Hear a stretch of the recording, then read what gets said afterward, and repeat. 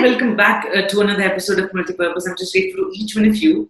And I'm just grateful today to Rukmini Poddar for joining in. So Rukmini is a New York-based installator, and she has amazing projects going on Instagram.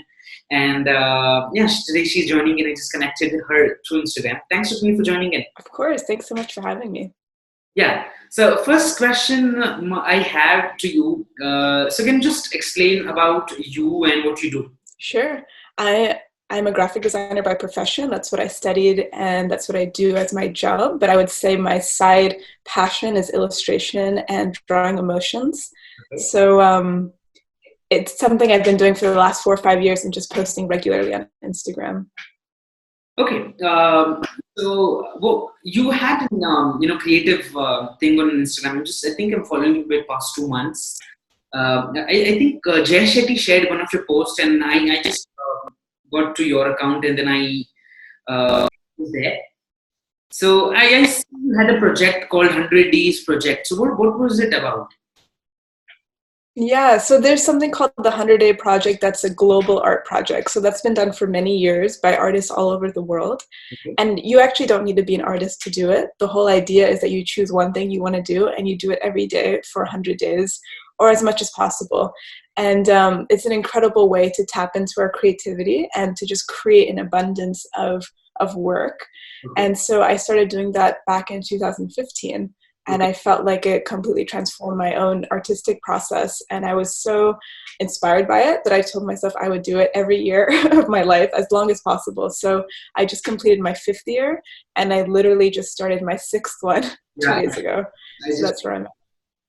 So how has been the journey of, making, being an artist and doing a job together? How do you think it helps you to learn something or is helping you out in some way? Yeah, it helps a lot. I mean, luckily my job and my creative passion is very similar. They're both related in the arts and communication. But I feel like it's so important to have a side passion project because our job can't always fulfill us in every way. And sometimes it's very tempting to I want a job that fulfills me in this way.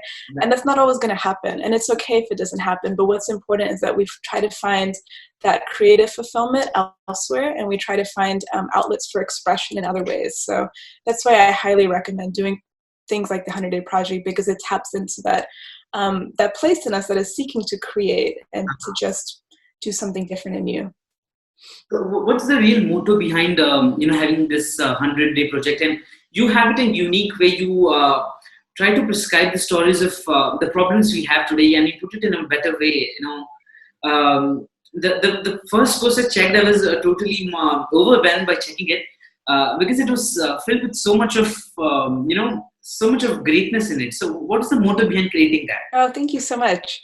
Well, I guess my work in particular is very much about, I can sum it up by saying what is most personal for me is most universal. So that's something I discovered as I created art, meaning that when I make work that is coming from a very honest place in myself, I realize that other people can relate with it quite a bit.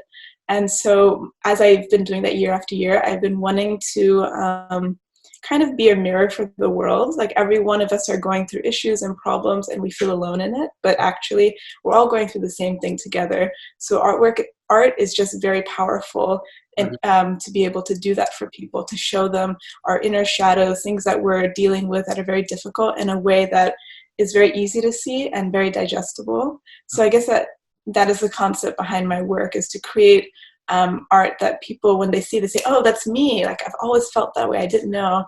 And again, art, music, writing, it has the power to do that.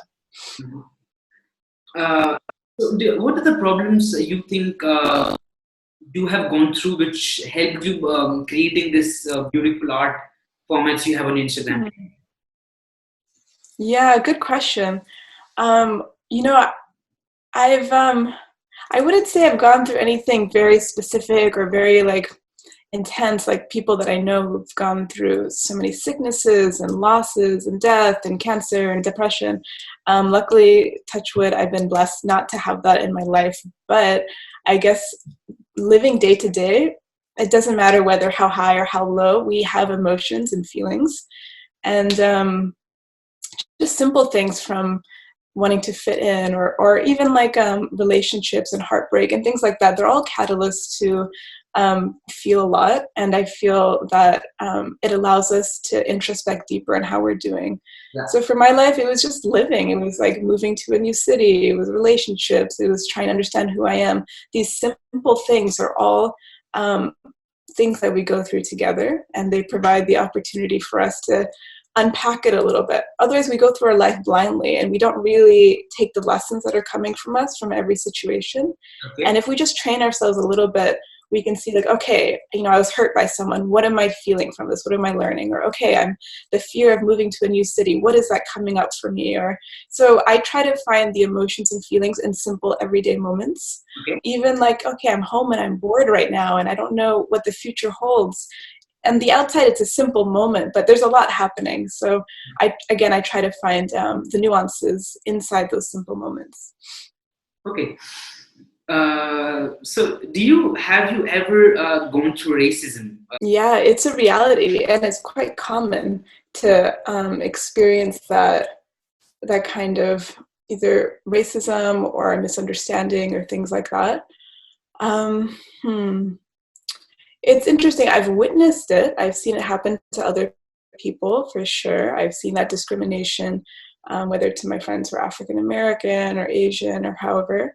Often it happens in more subtle ways. It's not so blatant, like people really bullying someone, but it can be, you'll see someone not get the same opportunity, or you'll see a friend not being invited to something. Or in America, there's so much history of racism here, and it's often unspoken. So sometimes you'll feel like if you see someone that you don't understand or know, you see African American person or Asian, whatever, or especially in the US, there can be a lot of racism towards, the Muslim community, because of what's happened and so much fear around them. And you'll see people reacting with fear.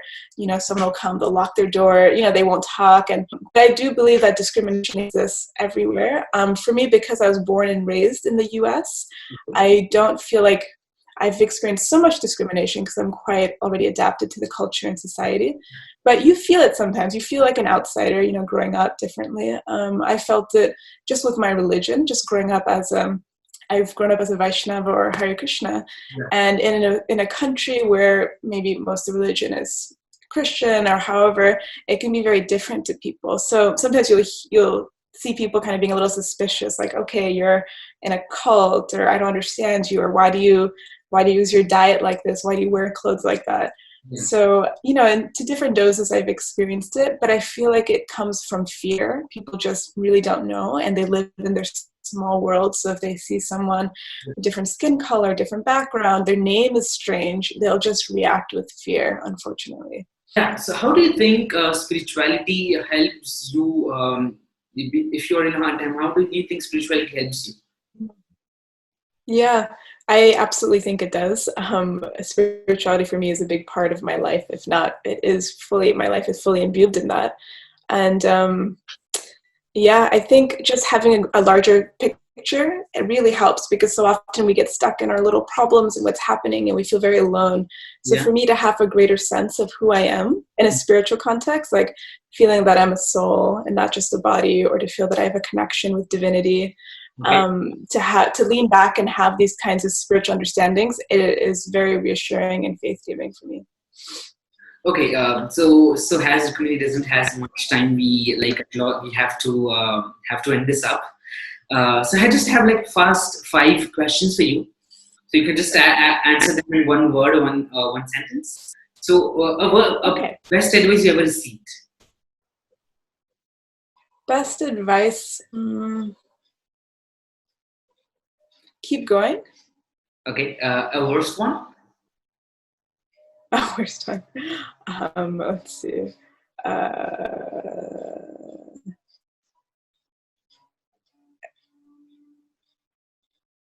I'm not sure. Can we come back to that? Okay. An advice to a person who wants to become an artist? I would definitely tell them to, everything comes with time, and to just keep practicing. That art isn't about being a genius. It's about just showing up every day. Yeah, a great answer. An advice to your 18-year-old self. Oh, that's a good one.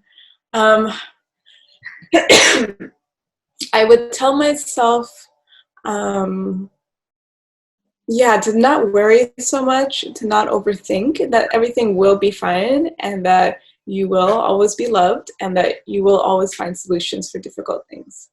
Do you think what do you think, you being in America and you also lived in India, do you think you are grateful for your life, what you have today? Are you grateful for it? Okay.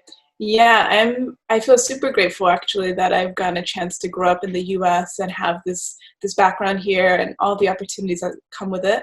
But equally said, I'm super grateful for my culture, meaning that I feel very connected to India, even if I wasn't raised there. Okay, so yeah, these are the 5 questions. So where can the audience connect with you? You can definitely connect with me on Instagram and on Facebook. On Instagram, my handle is Rockin Ruksi, ROCKINRUKSI. And then I have a website, dearruksi.com. So definitely find me on there. I'm going to be drawing every day, so you'll see a lot of new images. You just one thing to, I feel from my heart, you have such an amazing content, and I'm very happy that we connected and we're doing this episode today. Oh. That's amazing, Thank you so I'm just much. very happy for that we got the time to do it. Definitely. Thank you. I'm really grateful also you invited me, and I'm so proud of what you're doing. Like, only at 16, you're already reaching out and being so proactive with your time. So I'm wishing you all the best, and I know in years to come, you'll be doing more and more wonderful things. So yeah, thank you. Thank you very much. Have a good day ahead. I know it's just morning there and it's end of the day over here. So yeah, definitely. Oh, yeah. Okay, so have a good night there. So yeah, looking forward to staying connected. Thank you very much for joining in. Thank you.